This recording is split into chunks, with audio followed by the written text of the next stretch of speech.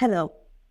Yesterday I had a post on why it's important for you to take ownership or bring back the fragmented parts which you feel are causing incompatibility in a relationship within yourself.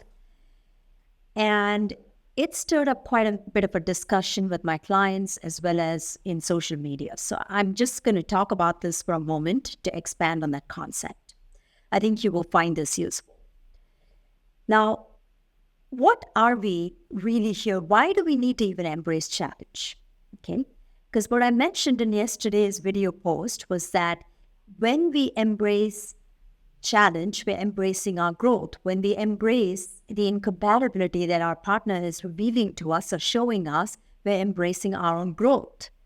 So the reason many of us don't want to grow is because we are very comfortable where we are.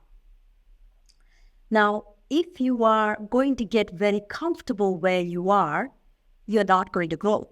If you're not going to grow, then the universe is going to have to take you in the path of growth, because that's what you came here to do. You came here to grow and expand. What did you come here to grow and expand into? You came here to grow and expand into love. You came here to understand how vast love is. Not as an ideology, but as a felt experience in your life.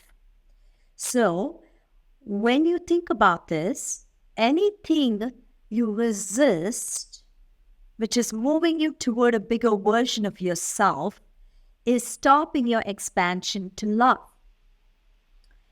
And when you stop your expansion to love, the universe has to escalate the situation. One, to get your attention, to focus you in, and two, to actually push you toward expansion. Because if you are not going to self-govern yourself, then the universe is going to govern you. Okay? And this is done with the utmost love. So let me give you the example that I was talking about at the beginning of this call, of this conversation. I had a client. It was actually a couple that was struggling in their relationship. They were partnered for over 8 or 9 years, and their relationship had plateaued.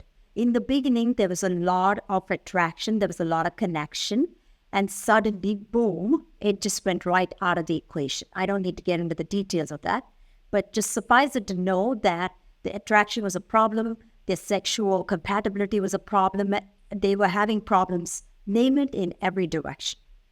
Now, neither one of them wanted to step in the role of challenging the other because they did not want to lose the relationship. They were afraid of losing the relationship. The woman in the relationship had had many broken relationships in the past, so she, in her perception, so she was very afraid of challenging the guy.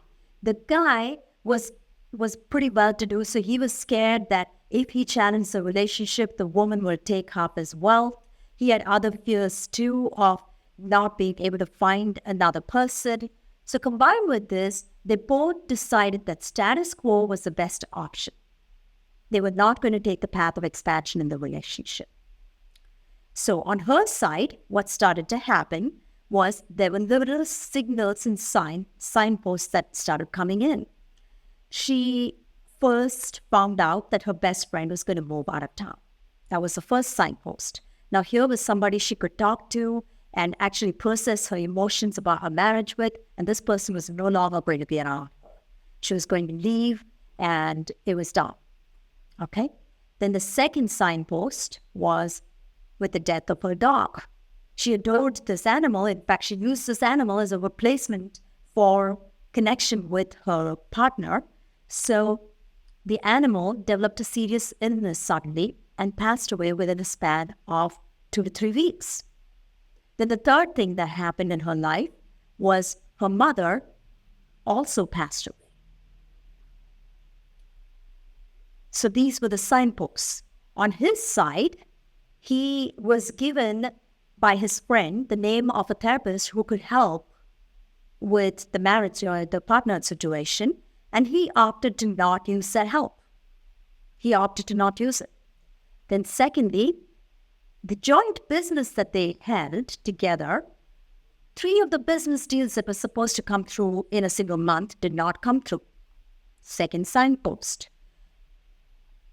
The third piece that happened was that he himself had a fall when he was walking or running, okay? And then the fourth signpost was as a result of all the stress that was going on, he had a heart attack. Now, these were the signposts from the universe to grow and expand so that all the external excuses that these 2 individuals were using to disconnect from each other and not address the problems with each other and not actually do the work to take the fragmented parts within themselves, hold those back within themselves, those excuses were removed out of the equation. So now what are we left with? We are left with focused and undivided attention between these 2 people to resolve their issues, to resolve their judgments of each other. Okay? So when incompatibility is coming up, the reason I said in my post yesterday that incompatibility is always going to exist in a relationship is because of this. Incompatibility is always going to exist in a relationship.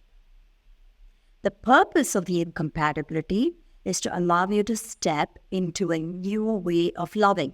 Now, what I want you to do here, right here, is to disconnect from the outcome, because a lot of us have this problem, is we connect so deeply and attach ourselves so deeply to the outcome we want in a relationship with someone that we forget that the relationship is actually about expansion and not the outcome.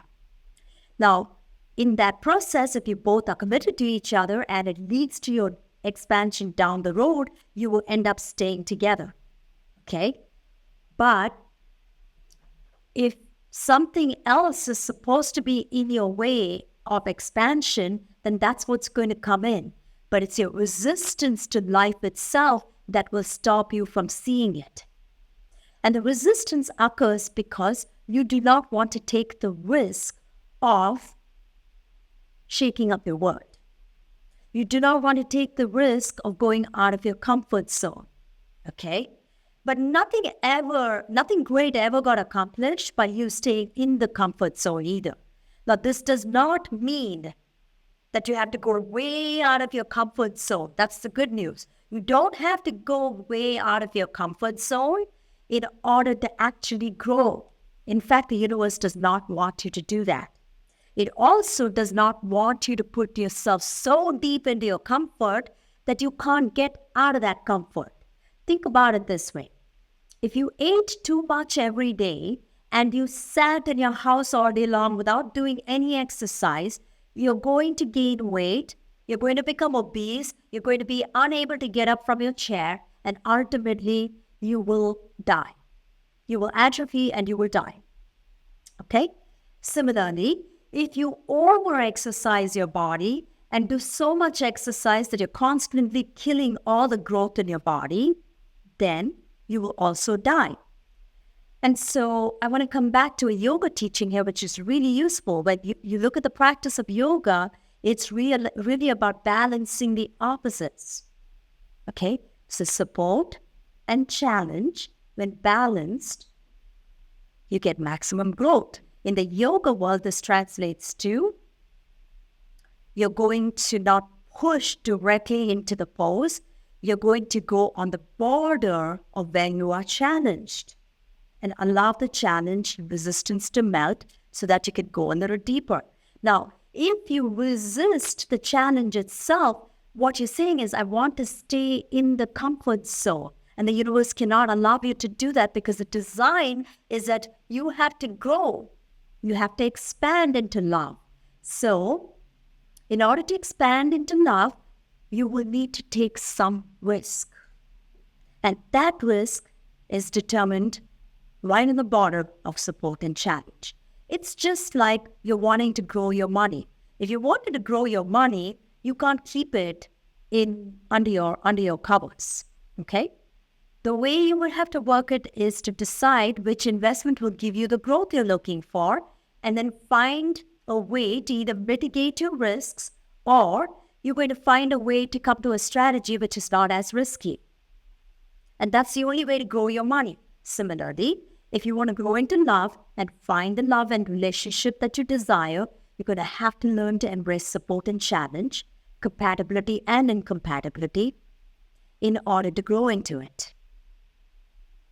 It's the universe's way of making sure that you actually have the desires, you're actually moving toward the desires, I should say, that you have within yourself. So if you have this great desire for this amazing relationship, and you're now willing to expand yourself and to see where your pain points are, where you have been attached too much to pleasure, and not willing to do your inner work to step in to look at your pain,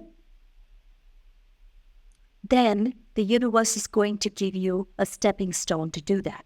So the question is, do you want to self-govern yourself and manage that on your own?